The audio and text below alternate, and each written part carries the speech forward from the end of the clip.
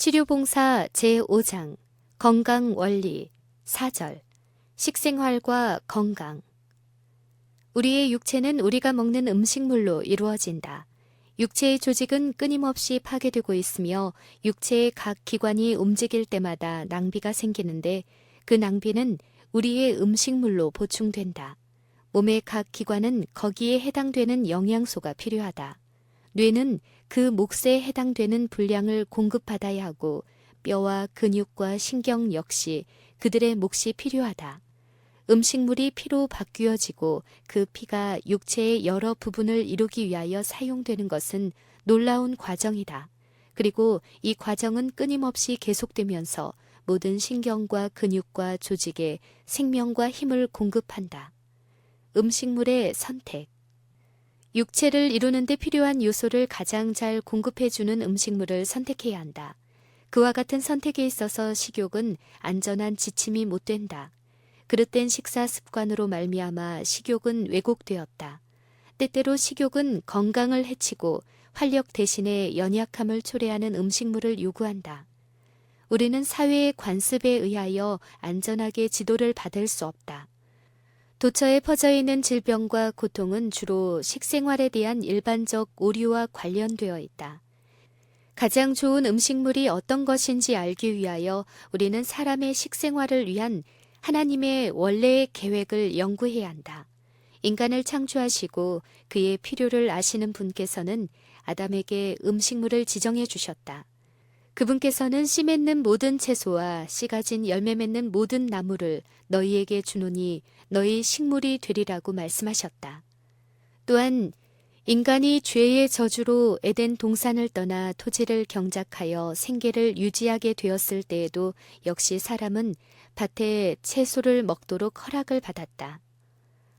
곡식과 과실과 견과와 야채는 우리 창조주께서 우리를 위하여 선정해 주신 음식물이다. 이러한 식물을 할 수 있는 대로 간단하고 자연스러운 방법으로 요리하면 가장 건강적이요 자양적인 식물이 된다. 이런 식물은 복잡하고 자극성이 있는 음식물에서 얻을 수 없는 힘과 인내력과 정신력을 준다. 그러나 건전한 음식물 자체가 모든 환경에서 우리의 필요에 꼭 같이 적합한 것은 아니다. 음식물을 선택할 때는 주의를 기울여야 한다. 우리의 식생활은 계절과 우리가 사는 곳의 기후와 우리가 종사하고 있는 직업에 적합해야 한다. 어떤 계절이나 어떤 기후에 사용하기에 적합한 음식물이 다른 계절이나 기후에는 적합하지 않게 된다. 그와 같이 각기 다른 직업에 종사하는 사람들에게 가장 적합한 제각기 다른 음식물들이 있다. 때때로 심한 육체 노동에 종사하는 사람들에게 유익하게 사용될 수 있는 음식물이 앉아서 노동하는 사람들이나 심한 정신 노동을 하는 사람들에게는 적합하지 않다. 하나님께서는 건강에 좋은 여러 가지 음식물들을 우리에게 충분하게 주셨다. 그러므로 각 사람은 경험과 건전한 판단을 통하여 자기의 필요에 가장 적합한 것을 거기서 선택해야 한다. 과일과 견과와 곡식에 대한 천연계의 풍부한 산물은 충분하다. 그리고 해마다 각 곳에서 나는 산물들이 증가된 운송시설에 의하여 모든 사람에게 더욱 널리 공급되고 있다. 그 결과로 몇 년 전까지 비싼 사치품으로 여겼던 여러 가지 음식물들이 오늘날은 매일 사용하는 음식물로서 모든 사람에게 주어지게 되었다. 특별히 말리거나 통조림을 한 과일의 경우가 여기에 해당된다. 견과와 견과류 음식물들이 주로 육류를 대신하여 사용되고 있다. 견과를 곡식과 과일과 어떤 근체류와 배합하면 건강에 좋고 영양분이 많은 음식물이 될 수 있다. 그러나 지나치게 많은 분량의 견과를 사용하지 않도록 주의해야 한다. 견과류 음식물을 사용함으로 얻는 나쁜 결과를 이해하는 사람들은 이 예방책에 유의함으로 어려움을 해소할 것이다. 또한 어떤 견과류는 다른 견과류에 비해 좋지 못하다는 것을 기억해야 한다. 편도는 땅콩보다 낫다. 그러나 땅콩은 양에 있어서 제한되어 있지만 곡식과 함께 사용하면 영양분이 많고 소화도 잘 된다. 올리브는 적당하게 마련하기만 하면 견과와 마찬가지로 버터와 육류를 대신할 수 있다. 올리브에 들어있는 기름은 동물성 기름이나 지방질보다 훨씬 더 좋다. 그것은 이완제로도 사용된다. 그것을 사용하면 폐병 환자들에게 도움이 된다는 것을 알게 될 것이다. 그리고 그것은 염증을 일으키고 자극을 받고 있는 위장을 치료해 주는 일을 한다. 맛이 좋고 자극성이 많은 음식물에 익숙해진 사람들은 비정상적인 구미를 가지고 있으므로 평범하고 단순한 음식을 즉시 맛있게 먹을 수 없다. 구미가 정상적으로 되고 위장이 받아온 혹사에서 회복되는 데는 시간이 걸릴 것이다. 그러나 건전한 음식물을 끈기 있게 사용하는 사람들은 얼마 후에 그것이 맛이 좋다는 것을 깨닫게 될 것이다. 그 음식의 맛 좋고 훌륭한 풍미를 식별하게 되면 불건전한 진미에서 얻을 수 있었던 것보다 더 큰 기쁨으로 그 음식을 먹게 될 것이다. 그리고 건전한 상태가 된 위장은 병적인 상태도 아니고 과중한 짐도 지지 않은 채 그 의무를 쉽게 수행할 수 있게 된다. 건강을 유지하려면 양호하고 영양분이 많은 음식물을 충분히 섭취할 필요가 있다. 만일 우리가 현명한 계획을 세우게 되면 건강에 가장 도움이 되는 것을 거의 모든 지방에서 얻을 수 있다. 쌀, 밀, 옥수수, 귀류로 된 여러 가지 조제품들과 또한 콩, 완두, 렌즈콩 등이 외국의 어느 곳으로든지 보내지고 있다. 국내산이나 수입한 과일 그리고 어느 지역에서나 자라는 각종 채소는 육류를 사용하지 않고 완전한 음식물을 선택할 수 있는 기회를 준다. 과일을 많이 재배할 수 있는 곳에서는 어디서든지 통조림을 하거나 건과를 만들어 겨울에도 풍성하게 공급될 수 있도록 준비할 것이다. 씨 없는 포도, 구주베리, 사탕열매, 양딸기, 나무딸기, 덩굴딸기, 검은딸기 같은 작은 실과들은 그것들이 별로 사용되지 않거나 그 재배를 등한히 하는 여러 지역에서도 잘 자랄 수 있다. 가정용 통조림 제조를 위해서는 가능하면 언제나 양철 깡통보다 오히려 유리 기구를 사용하는 것이 좋을 것이다. 그리고 통조림할 실과는 상하지 않은 것이어야 한다는 것이 필수적이다. 설탕을 많이 사용하지 말고 과일을 삶되 보존하기에 충분할 만큼 삶으라. 이렇게 준비해 놓으면 싱싱한 과일의 훌륭한 대용이 된다. 어디서든 건포도, 자두, 사과, 배, 복숭아, 살구 등과 같은 경과들을 알맞은 값에 구할 수 있는 곳에서는 보다 훨씬 수월하게 그것들을 주요 식품으로 사용할 수 있고 그것들이 각 계층 노동자들의 건강과 원기를 주는 가장 좋은 결과가 있음을 알게 될 것이다. 한 끼에 여러 가지 많은 음식을 차려놓지 말아야 한다. 왜냐하면 그렇게 함으로 과식을 조장하고 소화불량을 일으키는 원인이 되기 때문이다. 한 끼에 과일과 채소를 같이 먹는 것은 좋지 않다. 만일 소화력이 약하면 그 두 가지를 함께 먹는 것은 때때로 속을 불편하게 하여 정신적 노력을 하는데 지장을 일으킬 것이다. 한 끼에 과일을 먹을 것 같으면 다른 끼에는 채소를 먹는 것이 좋다. 식사는 늘 변경시켜야 한다.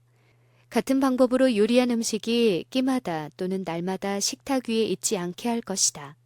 음식을 자주 변경할 때 식사는 더욱 맛이 있고 신체 조직은 더욱 증진된다. 음식물의 조리.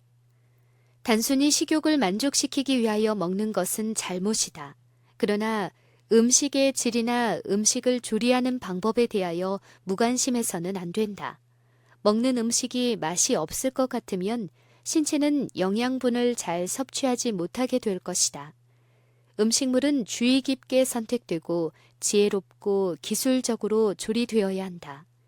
극상품 흰 밀가루는 빵을 만드는 데는 최선의 것이 아니다. 그런 밀가루를 사용하면 건강에도 좋지 않고 경제적으로도 불리하다. 정제한 밀가루로 만든 빵은 통밀가루로 만든 빵보다 영양소가 부족하다. 그것은 흔히 변비와 그 밖의 여러 가지 건강치 못한 신체 조건의 원인이 된다. 빵을 만드는 데 있어서 소다나 베이킹 파우더를 사용하는 것은 해로움으로 필요하지 않다.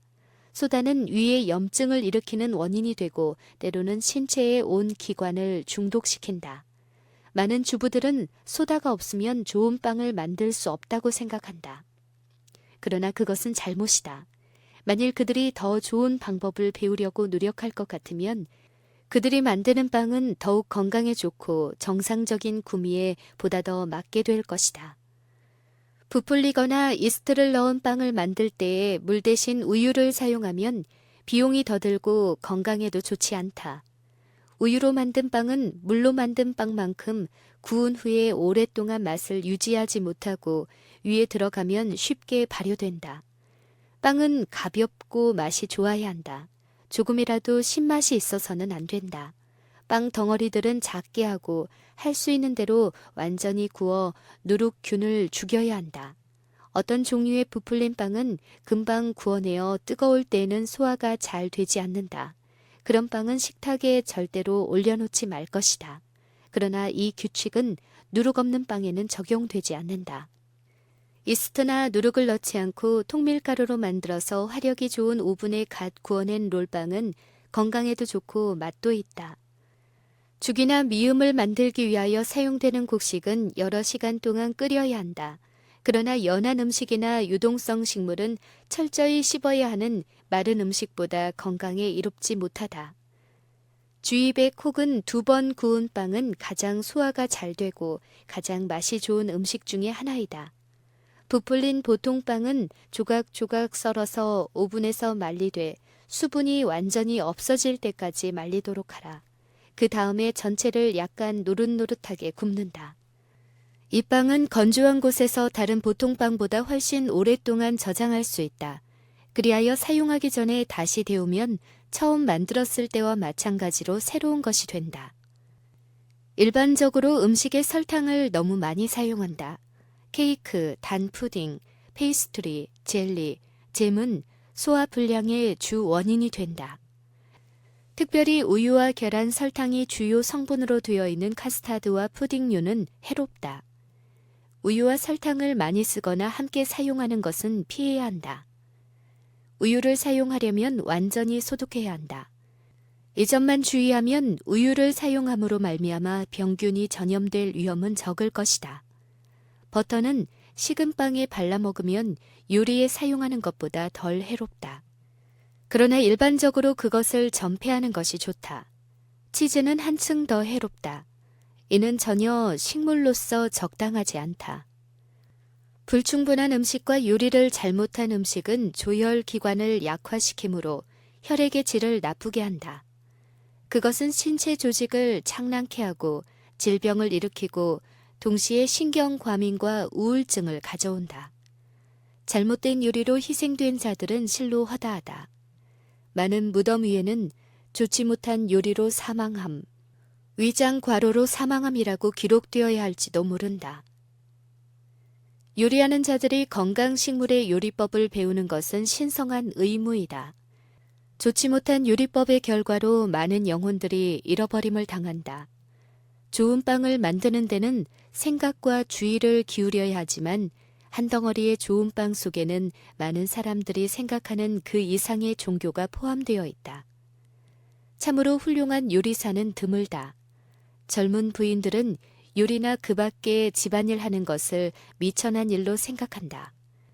이러한 이유로 많은 처녀들은 결혼하여 가족을 돌보게 될 때에 주부와 어머니에게 속한 의식에 대하여 별반 생각이 없다. 요리는 절대로 미천한 과학이 아니다.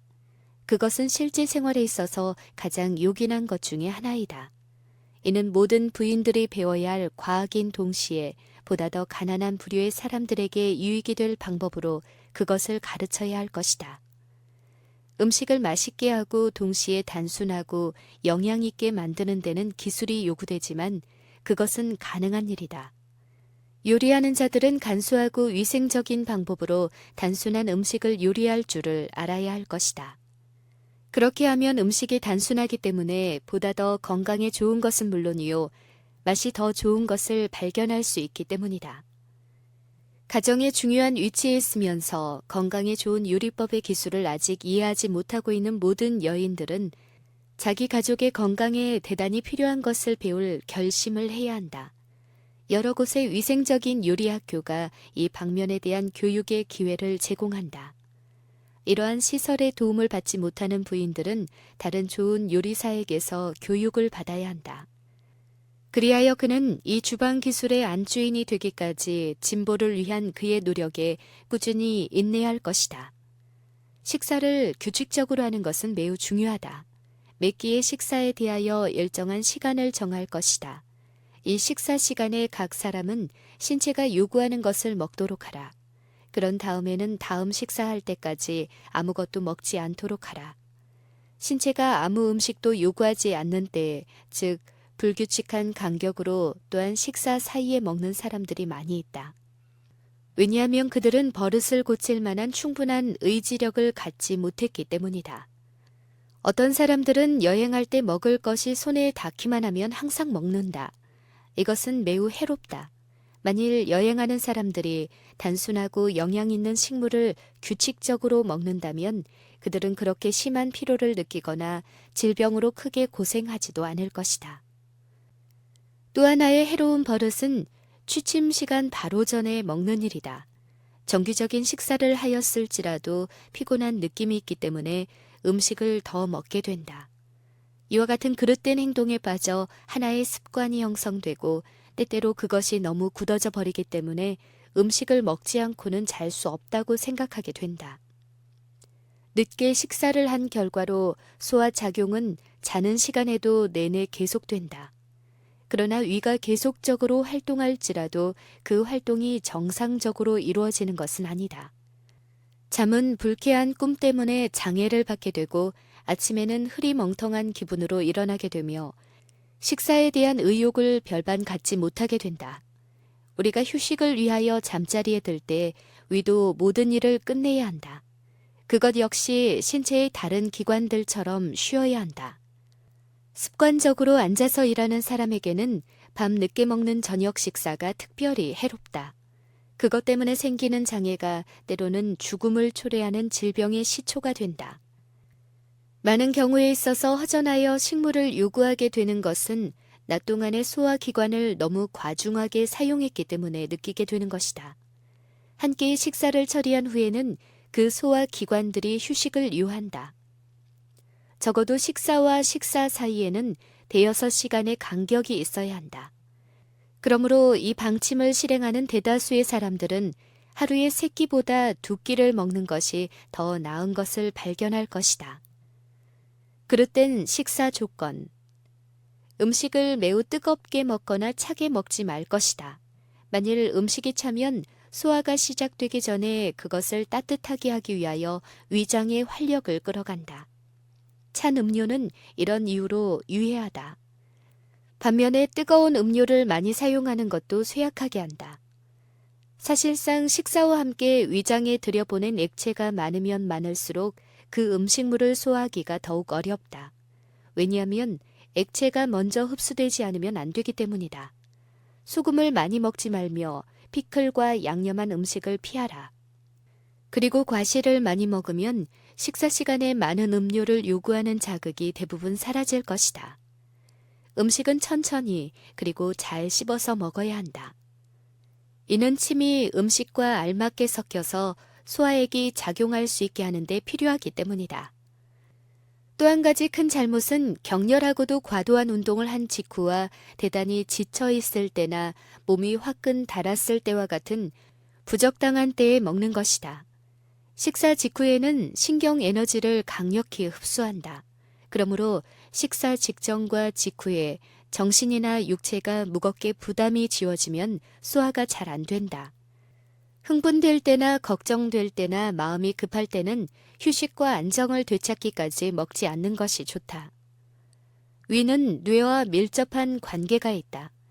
그러므로 위가 병들면 약화된 소화기관을 돕기 위하여 뇌에서 정신력을 불러낸다. 이러한 요구를 자주 받게 되면 뇌는 충혈이 된다. 뇌를 끊임없이 사용하고 또 육체적 운동이 부족할 때는 평범한 음식물이라도 적게 먹어야 한다. 식사 시간에는 근심과 걱정스러운 생각을 던져버리고 바쁘게 서둘지 말고 도리어 그대의 마음이 하나님의 모든 축복에 대하여 그분께 감사하는 정신을 충만케 하여 천천히 즐겁게 먹으라. 육식이나 그 밖에 나쁘고 유해한 식물을 먹지 않기로 한 많은 사람들이 자기들의 음식이 단순하고 건강에 좋으므로 제한 없이 식욕을 만족시킬 수 있다고 생각하여 과식과 때로는 폭식에까지 이른다. 이것은 잘못이다. 소화기관은 그 계통의 일을 어렵게 만들 음식의 질이나 양으로 인하여 과로하게 되어서는 안 된다. 음식을 차례로 식탁에 내놓는 것이 관습이다. 그러나 그 다음에 무엇이 나올지 모르기 때문에 식사하는 사람은 자기에게 가장 잘 맞는 음식이 아닐지도 모르는 어떤 음식을 충분히 먹을 수 있다. 마지막 차례의 음식이 올라오면 그는 종종 위험을 무릅쓰고 한계를 넘는다. 그리고 그것이 비록 자기에게 조금도 좋을 것이 없다는 것이 입증되어도 그를 유혹하는 후식을 먹는다. 만일 한 끼의 식사를 위해 의도한 모든 음식을 처음부터 식탁에 올려놓는다면 식사하는 사람은 최선껏 선택할 기회를 가지게 된다. 어떤 때는 과식의 결과를 즉시 느낀다. 다른 경우에는 고통을 느끼지 않기도 한다. 그러나 소화기관은 활력을 잃어버리게 되고 체력의 기초는 서서히 약화된다. 여분의 음식은 신체에 부담을 주며 병적 발열 상태를 일으킨다. 그것은 위에 과도한 분량의 혈액이 모이게 하므로 사지와 수족을 급히 차게 만든다. 또 이것이 소화기관의 일을 마칠 때에는 무기력하거나 피로감을 느끼게 한다. 계속하여 과식하는 어떤 이들은 이 기진맥진한 느낌을 배고픈 상태라고 부른다. 그러나 이것은 소화기관의 과로 상태에서 오는 것이다. 어떤 때에는 두뇌가 마비되어 정신적, 육체적 노작에 실증나는 때도 있다. 이러한 불유쾌한 증세는 활력을 쓸데없이 소모하여 육체가 그 작용을 마쳤으므로 이제는 완전히 탈진되어 있는 까닭이다. 위장은 쉴 시간을 주시오라고 말한다. 그러나 많은 사람들은 이 노곤함이 음식을 더 요구하는 것이라고 해석한다. 그리하여 위를 쉬게 하는 대신에 새로운 짐을 더 지워준다. 그 결과 소화기관은 훌륭하게 일을 해야 할 때에 다 써서 낡아버린다. 안식일을 위하여 보통 날보다 여러 가지 많은 음식물을 준비하지 말 것이다. 도리어 음식물을 더욱 간단하고 적게 먹어서 영적 사물을 잘 이해하는 데 정신이 맑고 힘있게 할 것이다. 위가 막히면 뇌가 막히는 것이다. 부적당한 식사로 말미암아 머리가 혼란되어 있는 연고로 가장 귀중한 말씀을 이해하지 못한다. 안식일에 과식함으로 많은 사람들은 자기들이 생각하는 것보다 더욱 거룩한 기회에 유익을 받지 못하도록 스스로를 부적합한 자가 되게 한다. 안식일에 요리를 하는 일은 피해야 한다. 그렇다고 해서 찬 음식을 먹을 필요는 없다. 추운 계절에는 전날에 준비해둔 음식을 데워야 한다. 그리고 음식은 단순하고 맛이 있고 먹음직해야 한다. 특별히 아이들이 있는 가정에서는 안식일에 별식으로 간주될 수 있는 것, 곧 가족들이 매일 먹지 않는 어떤 음식을 제공하는 것이 좋다. 나쁜 식사 습관에 빠졌을 때에는 지체 없이 개혁해야 한다.